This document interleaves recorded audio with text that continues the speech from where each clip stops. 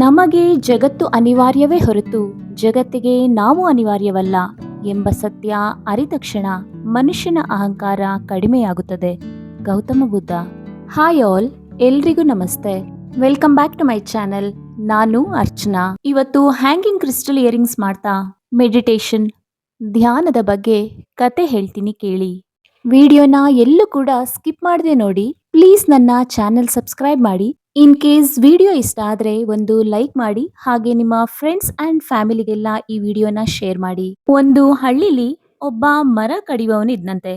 ಅವನು ತುಂಬಾ ಬಡವನಾಗಿದ್ದ. ಅವನ ಕೆಲಸ ಡೈಲಿ ಕಾಡಿಗೆ ಹೋಗಿ ಮರಗಳನ್ನ ಕಡ್ದು ಅದನ್ನ ಸಂತೆಯಲ್ಲಿ ಮಾರಿ ಹಣ ಸಂಪಾದಿಸ್ತಿದ್ದಂತೆ.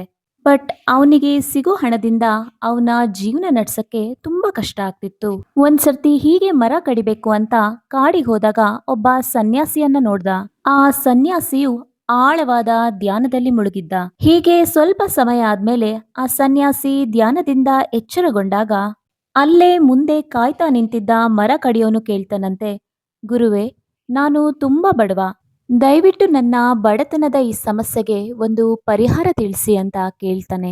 ಸನ್ಯಾಸಿ ಜಾಸ್ತಿ ಏನು ಎಕ್ಸ್ಪ್ಲೈನ್ ಮಾಡದೆ ಸುಮ್ನೆ ಆ ಮರ ಕಡಿಯೋನಿಗೆ ಮುಂದೆ ಹೋಗು ಅಂತ ಹೇಳ್ತಾನಂತೆ. ಆಗ ಮರ ಕಡಿಯೋನು ಸನ್ಯಾಸಿ ಹೇಳಿದ ಮಾತನ್ನು ನಂಬಿ ಕಾಡಲ್ಲಿ ಇನ್ನೂ ಮುಂದೆ ಸಾಕ್ತಾನೆ.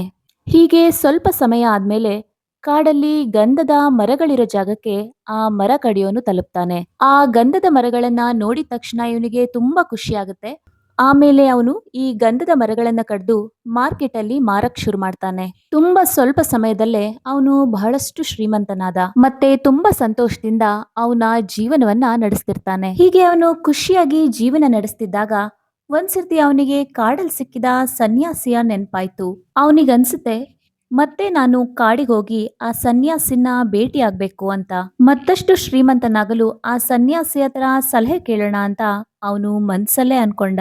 ಈ ಶ್ರೀಮಂತಿಕೆಯ ಬಗ್ಗೆನೇ ಆ ಮರ ಕಡಿಯೋನು ಯೋಚನೆ ಮಾಡ್ತಾ ಮಾಡ್ತಾ ಕಾಡಿಗೆ ಹೊರಟೇ ಬಿಟ್ಟ.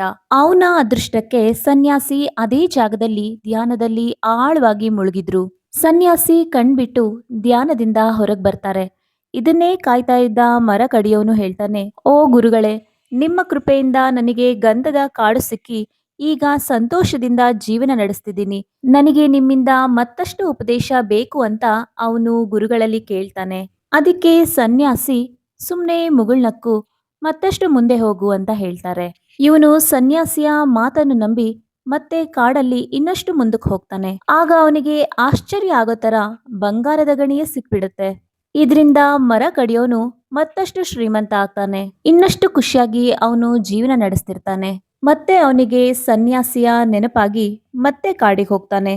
ಈ ಸರ್ತಿನೂ ಸನ್ಯಾಸಿ ಆಳವಾದ ಧ್ಯಾನದಲ್ಲಿ ಮುಳುಗಿರ್ತಾರೆ. ಮತ್ತೆ ಅವನು ಸನ್ಯಾಸಿ ಹತ್ರ ಅದೇ ಕ್ವೆಶ್ಚನ್ ಕೇಳ್ತಾನೆ.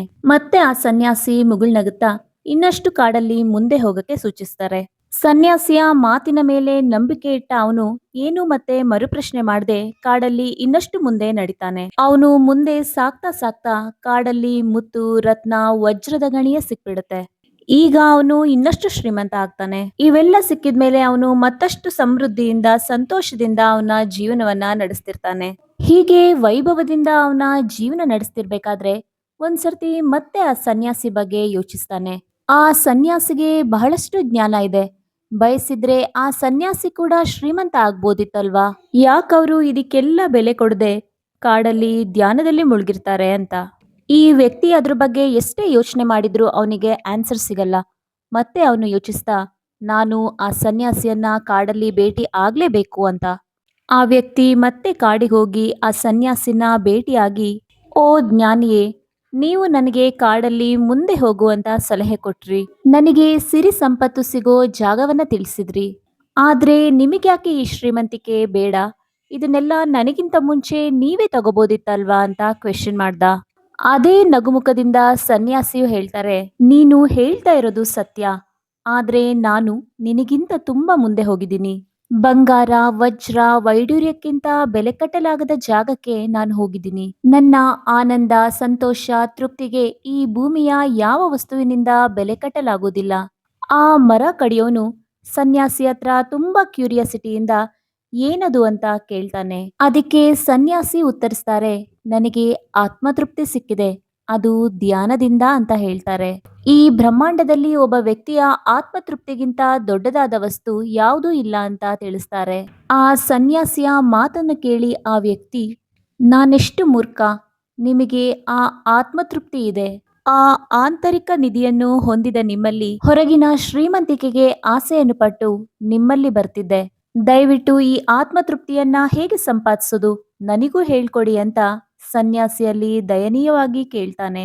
ಆ ವ್ಯಕ್ತಿ ನನಗೂ ಧ್ಯಾನದ ಬಗ್ಗೆ ತಿಳಿಸಿ ಅಂತ ವಿನಯದಿಂದ ಕೇಳ್ತಾನೆ. ಅದಕ್ಕೆ ಸನ್ಯಾಸಿ ಹೇಳ್ತಾರೆ, ಧ್ಯಾನ ಮಾಡೋದು ಬಹಳ ಸುಲಭ.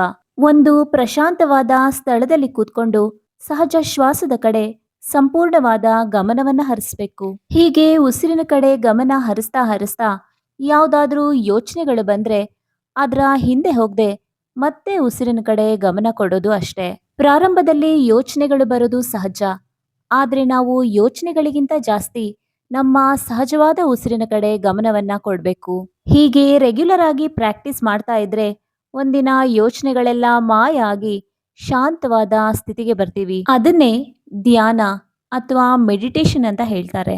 ಇದನ್ನೆಲ್ಲ ಕೇಳಿದ್ಮೇಲೆ ಆ ವ್ಯಕ್ತಿಗೆ ನಿಜವಾದ ಸಂತೋಷ, ತೃಪ್ತಿ ಇರೋದು ನಮ್ಮೊಳಗೆ ಅಂತ ಅರಿವಾಯ್ತು. ನಾವೆಲ್ಲರೂ ಕೂಡ ಹೊರಗಿನ ಪ್ರಪಂಚವನ್ನ ನೋಡ್ತಾ ನೋಡ್ತಾ ನಮ್ಮೊಳಗೆ ಇರೋ ಅನಂತವಾದ ನಿಧಿಯನ್ನ ಮರ್ತೆ ಹೋಗ್ಬಿಟ್ಟಿರ್ತೀವಿ. ಜೀವನವಿಡೀ ಸಂತೋಷವಾಗಿರ್ಲು ಕಷ್ಟಪಡ್ತಾ ಇರ್ತೀವಿ. ನಿಜವಾದ ಸಂತೋಷ, ತೃಪ್ತಿ ನಮ್ಮೊಳಗೆ ಇರುತ್ತೆ. ಅದನ್ನ ಧ್ಯಾನದಿಂದ ನಾವು ಕಂಡ್ಕೊಳ್ಬೇಕಷ್ಟೆ. ಕೆಲವರು ಧ್ಯಾನ ಮಾಡಕ್ಕೆ ಟೈಮೇ ಸಿಗಲ್ಲ ಅಂತ ಹೇಳ್ತಾರೆ. ಆದ್ರೆ ನಮ್ ದೇಶದ ಪ್ರಧಾನ ಮಂತ್ರಿನೇ ಧ್ಯಾನಕ್ಕೋಸ್ಕರ ಅವ್ರ ಟೈಮ್ನ ಕೊಡ್ತಾರೆ. ಇಲ್ಲಿ ನಮ್ಮನ್ನ ನಾವು ಪಾಸಿಟಿವ್ ಆಗಿ ಟ್ರಾನ್ಸ್ಫಾರ್ಮ್ ಮಾಡ್ಕೋಬೇಕು ಅಂತ ಮನ್ಸಿದ್ರೆ ಸಾಕು.